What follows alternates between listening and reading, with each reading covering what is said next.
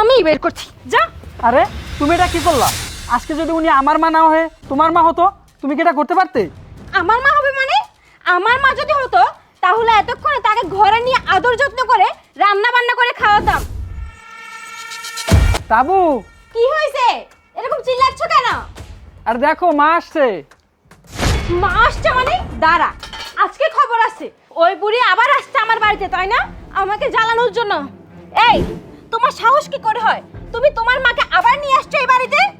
আরে তুমি এমন করতেছো কেন? আমার বাসায় আমার মা আসবে না তো কি করবে? আর আমার মা তো অনেকদিন পরেই এসেছে। অনেকদিন পর আসছে, তাই না? কিভাবে কথাগুলো বলিস? তোর কি লজ্জা করে না? আর তোকে তো আমি বলেছিলামই, তোর মায়ের এই বাড়িতে কোনো জায়গা নেই। তোর মা যদি এই বাড়িতে আসে তাহলে আমি এখানে সংসার করব না। আর তোর মা তো দুদিন পরে পরেই আসে, তাও কিভাবে বলিস অনেকদিন পর আসছে? আর এই বুড়ি, এই তোর সমস্যা কি বলতো? তোর কি আমার সুখ শান্তিকে একটুও সহ্য হয় না? আমি একটু সুখে আছি, ভালো আছি, সেটা তো তুই চাস না। তুই দুদিন পর পর ছেলের বাড়িতে এসে উঠতে হয় কেন? আমি যে তোকে সহ্য করি না সেটা কি তুই বুঝিস না? এই বুড়ি, এই এত বাজার ঘাট কই থেকে আসে? হ্যাঁ, তোকে যে আমি বসে বসে খাওয়াবো? তোর ছেলের তো এসব কোনো চিন্তাই নেই। তোর ছেলে তো এখন কোনো ইনকামও করে না, কিন্তু ঠিকই তোকে দুদিন পর পর এই বাড়িতে নিয়ে আসতে পারে আমার সুখ শান্তি নষ্ট করার জন্য। আর হ্যাঁ, তোমার সমস্যা কি বলো তো? তুমি জানো ভালো করে তোমার এই বুড়ি মাকে আমি সহ্য করতে পারি না। আমার এসব সহ্য হয় না। এই বুড়ির সেবা যত্ন করবো আমি বসে বসে, এসব আমার সইবে না। তুমি হয় তোমার মাকে রাখো, না হয় আমি চলে যাব। আমি তোমার সাথে সংসার করব না, কারণ এই বুড়ির সেবা যত্ন করতে আমি পারবো না। এখন তুমি চিন্তা করো তুমি কি করবা। দেখো তুমি কিন্তু অতিরিক্ত করতেছো, এটা কিন্তু একদমই ঠিক হচ্ছে না। আমার মা আমার বাসায় আসবে না তো কোথায় যাবে? আর আমার মা আসছে অনেকদিন পরে, কিছুদিন থাকবে, রেস্ট নেবে, আর তুমি আমার মায়ের সাথে এরকম ব্যবহার করতেছো। তুমি সবসময় আমার মায়ের সাথে এরকম ব্যবহার করো। তোমার কারণে আমার পরিবারে কেউ আমার বাসায় আসতে পারে না। তাহলে কি করব? তোর মাকে আমি কোলে নিয়ে আদর করব? তোর মার সেবা যত্ন করব আমি? দুদিন পর পর এই বাড়িতে তোর মাকে নিয়ে আসবি, আর তার সেবা যত্ন করব, তাকে আদর যত্ন করে খাওয়াবো? এসব আমি করতে পারবো না। আচ্ছা, তোর মা যতবার আসে ততবারই তো অপমান করি, তাও কি তার এসব কিভাবে হজম করে সে? তাও তোর চোখের একটু লজ্জা নেই? তুই তোর মাকে নিয়ে আসিস? আমার ইচ্ছে করছে কি জানিস, আমি হাতের কাছে কিছু, দাঁড়া আজকে দেখাচ্ছি মজা। আরে কি করতেছো তুমি? এই বুড়ি, এই তোর সমস্যা কি বলতো? হ্যাঁ, দুদিন পর পর অসুস্থ হবি আর তোর সেবা যত্ন আমি করব, তোর পিছনে হাজার হাজার টাকা নষ্ট করে তোকে ওষুধ খাওয়াবো, এটা তুই চাস? তোকে তো আমি, এই যে এখন ঝাড়ু উঠছে না আমার হাতে, কিছুদিন পর দেখবি তুই যদি এখানে থাকিস ছুরি উঠবে, ছুরি দিয়ে খুন করে ফেলবো। এই, তোর মাকে এই বাড়ি থেকে বের কর, বের কর বলছি। কি হলো? তুই কি তোর মাকে বের করবি নাকি আমি চলে যাব? দেখো তাবু, তুমি এতক্ষণ মাকে অনেক অপমান করেছো। মা তো অসুস্থ, মা 2 দিন থাকুক, তারপর আমি মাকে দিয়ে আসবো। চলো ঘরে চলো। চুপ কর তুই একদম। ঘরে?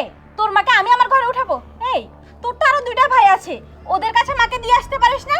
ওদের কাছে তো তোর মায়ের ঠাঁই হয় না, কারণ কেউ তোর এই বুড়ো মায়ের সেবা যত্ন করবে না, তাকে বসায় বসায় খাওয়াবে না। আমি তোর মাকে 2 দিন কেন, 2 মিনিট এই বাড়িতে রাখতে পারবো না। এই বুড়ি, এই তুই কি এই বাড়ি থেকে বের হবি? ও, বুঝতে পারছি, ভালো কথা তোর কানে ঢুকবে না, তোকে আমিই বের করছি, যা। আরে তুমি এটা কি করলা? আজকে যদি উনি আমার মা না হয়ে তোমার মা হতো, তুমি কি এটা করতে পারতে? আমার মা হবে মানে? আমার মা যদি হতো তাহলে এতক্ষণে তাকে ঘরে নিয়ে আদর যত্ন করে রান্না বান্না করে খাওয়াতাম। তোর মা দেখেই তো এরকম ঘাট ধাক্কা দিয়ে ফেলে দিয়েছি। আর আমি আমার সুখের জন্য শুধু ঘাট ধাক্কা কেন, চাইলে তোর মাকে খুনও করতে পারবো। ও আচ্ছা, আমার মাকে তুমি খুনও করতে পারো, তাই না? অনেক হয়েছে মা, আপনি উঠুন। এসব আদিক্ষে দেখি বন্ধ করবি তোরা।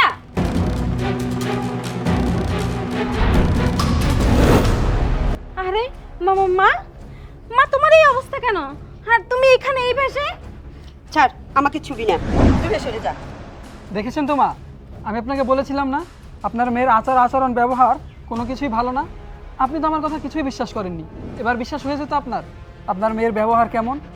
আপনার মেয়ের কারণে আমার বাসায় আমার মা বাবা ভাই বোন কেউ আসতে পারে না। আমার অসুস্থ মা যদি আমাদের বাসায় আসে, আপনার মেয়ে আমার মাকে অপমান করে বাসা থেকে বের করে দেয়। আমার মাকে একবেলা ঠিকমতো খেতেও দেয় না। আমার পরিবারের সবাইকে আপনার মেয়ে সবসময় অসম্মান করে। আর এই কথাগুলো আমি আপনাকে অনেকবার বলেছি, কিন্তু আপনি আমার কথা বিশ্বাস করেননি। আর এই জন্য আপনাকে সামনাসামনি দেখাবো বলে আপনাকে এভাবে ছদ্মবেশে আমার মা বানিয়ে নিয়ে এসেছি।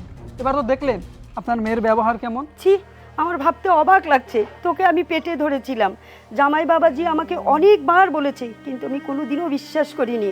আজকে যদি ওর মা হয়ে না আসতাম তাহলে আমি জানতেই পারতাম না তোর আচার আচরণ এত খারাপ। আর শোন, একটা কথা বলি, যেদিন তোর শ্বশুর শাশুড়িকে সম্মান করতে পারবি, দেখতে পারবি, সেই দিন আমি তোর মা হব।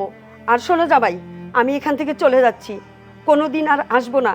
আর যদি আমি কখনো মারা যাই, আমার মরা মুখটাও যেন দেখতে না পারে। এখানে আর এক মুহূর্তে না, আমি চলে যাচ্ছি। মা দাঁড়াও, মা তুমি আমাকে মাফ করে দাও প্লিজ। আমার অনেক বড় ভুল হয়ে গিয়েছে।